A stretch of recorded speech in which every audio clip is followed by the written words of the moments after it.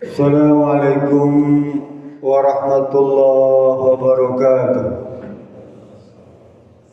Alhamdulillahi rabbil alamin. Wassalatu wassalamu ala asyrafil anbiya wal mursalin wa ala alihi wa sahbihi ajmain. Amma ba'd. Di dalam sebuah hadis yang diriwayatkan oleh Abdullah bin Umar radhiyallahu anhu maqal qala Nabi sallallahu alaihi wasallam la taqumus sa'ah hatta yudharul fahsyu wa qati'atur rahim wa su'ul jiwar wa yakhunal amin. Qila ya Rasulullah fa kaifal mu'min? Qala kanahlati waqa'at falam tufsid wa akalat falam tukassir wa wada'at tayyiban atau kama qala. Hadis hasan riwayat Imam Al-Bazzar. Kata Rasulullah SAW, akan sampai suatu masa di akhir zaman di mana kejahatan itu dilakukan secara terang-terangan dan terbuka, tidak ditutup-tutupi. Orang melakukan kejahatan sudah tidak memiliki rasa malu lagi. Orang mencuri, korupsi, kemaksiatan, ya, begal, semuanya terbuka. Itu adalah salah satu tanda akhir zaman. Gak ada rasa malu, bahkan senang kalau dipublikasikan, ya, berbagai macam bentuk kejahatan itu. Yang kedua, waqati'atur rahim. Apa? Rusaknya hubungan kekerabatan silaturahmi itu. Teman makan teman, ya. Di kantor, di ormas, di partai, di pemerintahan, semua, ya. Saling jatuh menjatuhkan, ya. Saling merendahkan atau membuat citra yang buruk, ya. Dengan berbagai cara, sehingga silaturahmi itu menjadi rusak. Padahal dengan teman sendiri itu semacam fitnah. Yang ketiga, hubungan di masyarakat pun kadang-kadang sekarang sudah mulai individual. Tidak ada sifat gotong royong, kebersamaan, sabilulungan itu. Padahal itu baik. Tapi sekarang di kota-kota besar, di komplek-komplek mewah atau di tempat-tempat yang eksklusif, kita tidak akan pernah jumpa itu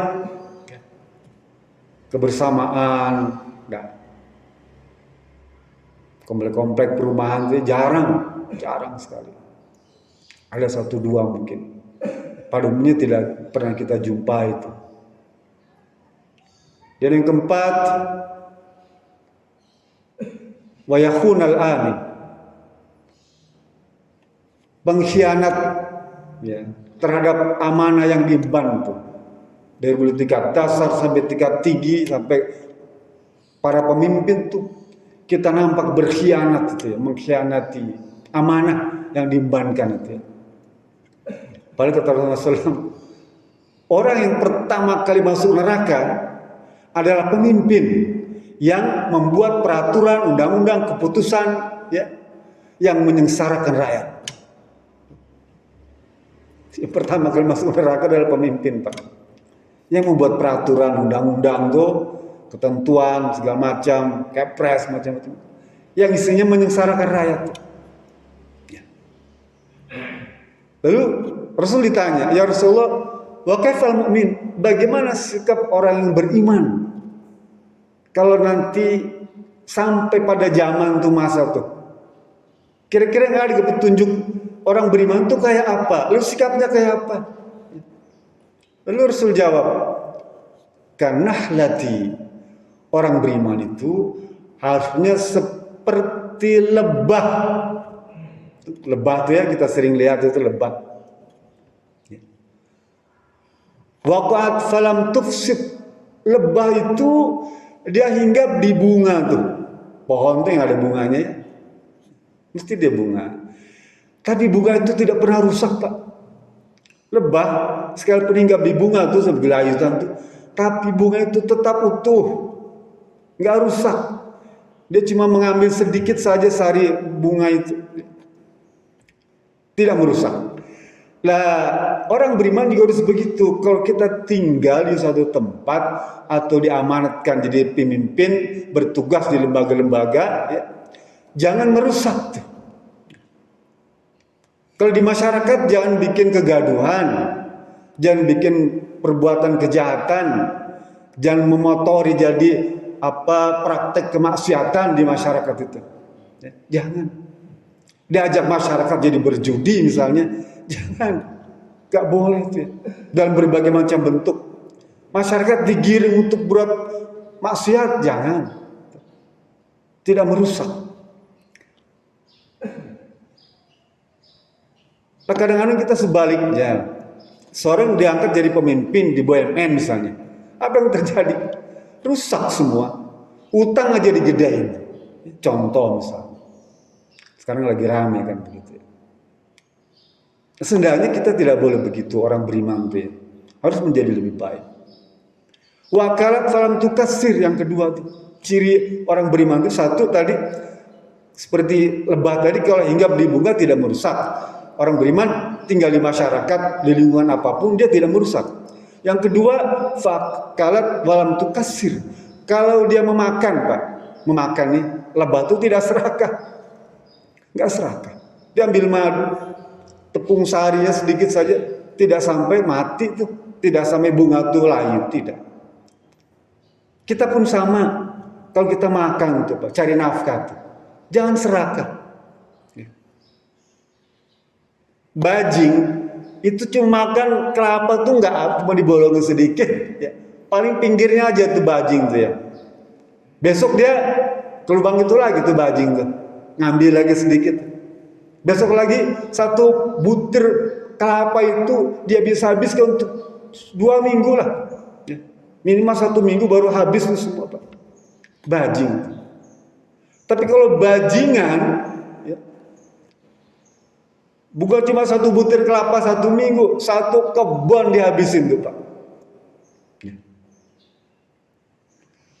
Kalau bajingan begitu, Pak.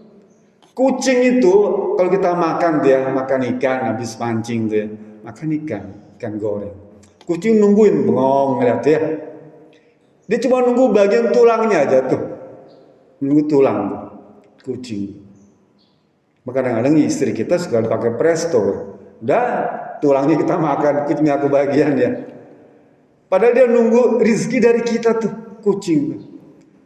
Dia cuma makan tulang, kalaupun dikasihkan paling 1 ekor cukup dia. Ini ada 1 kilo, ada 5 ekor. 1 ekor mungkin kepala kita potong berikan kucing udah semua. Atau sisa makan kita tuh berikan ke kucing. Segitu nggak banyak kucing tuh makan dia. Kalau ada 5 ekor paling 5 kepala. Tapi kalau kucing garong, bukan cuma 1 ekor dihabiskan. 1 kolam dikuras semua itu, semua kucing garong itu ya. Itu mental kucing garong, mental bajingan. Lintah itu yang suka nempel di kulit empang dia. Nyedot darah kita paling cuma segitu, berapa cc, paling 2 cc, paling banyak 2 cc, udah kenyang dia lepas sendiri. Gak banyak. Di kaki kita kalau kita di empang dia, lintah nempel. Dia nggak banyak makan darah kita, paling 1 cc lah dia udah langsung lepas. Tapi kalau lintah darat, sampai ke sumsum kita disedot tuh, Pak. Lintah darat itu, sumsum kita dihabiskan. Lah orang beriman tuh begitu, kayak lebah dia kalau makan dia nggak serakah. Ya sudahlah, kita kumpul barang-barang nih makan, ya. Ini sisanya buat dia tuh, ya. Sisa dia belum datang tuh kasih, jangan dihabisin dia, semua begitu. Jadi kebagian, ya. Yang serakah dihabiskan kita semua. Dan ketiga, wa wadha'an thayyiban, kata Rasul bilang tuh ya. Ciri orang beriman itu seperti lebah. Dia menghasilkan sesuatu yang bermanfaat tuh. Madu tuh. Ya. Semua orang suka. Lah orang beriman pun harusnya begitu, ya. Dia ada sesuatu yang diberikan kepada masyarakat, kepada orang lain, sehingga orang senang. Ya.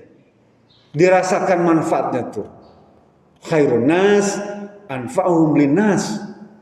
Contoh misalnya kalau kita punya rumah tuh ya, kasih lampu penerangan tuh, jalan tuh ya, supaya orang tertolong dengan penerangan kita tuh. Jangan kemudian lampu jangan dimatikan, ya. Got dibersihkan, ada manfaat buat yang lain tuh. Jangan dikunci got. Jadi orang beriman itu harus memberikan manfaat kepada orang lain. Seperti halnya lebah, kotorannya pun madu itu bermanfaat bagi orang lain. Semoga saja kita semua yang hadir ini, ya, di akhir zaman ini teladanilah lebah. Ya. Lebah tadi itu. Maka itu menjadi pelajaran yang Rasulullah SAW ajarkan kepada kita. Bukan kita berarti harus jadi lebah. Enggak. Karakter lebah itu dicontohkan oleh Rasulullah SAW. Dan kita belajar dari Rasul. Meneladani perilaku lebah. Mudah-mudahan kita diberikan kemudahan untuk memahaminya dan mengamalkannya. Billahi wassalamualaikum. Assalamualaikum warahmatullahi wabarakatuh.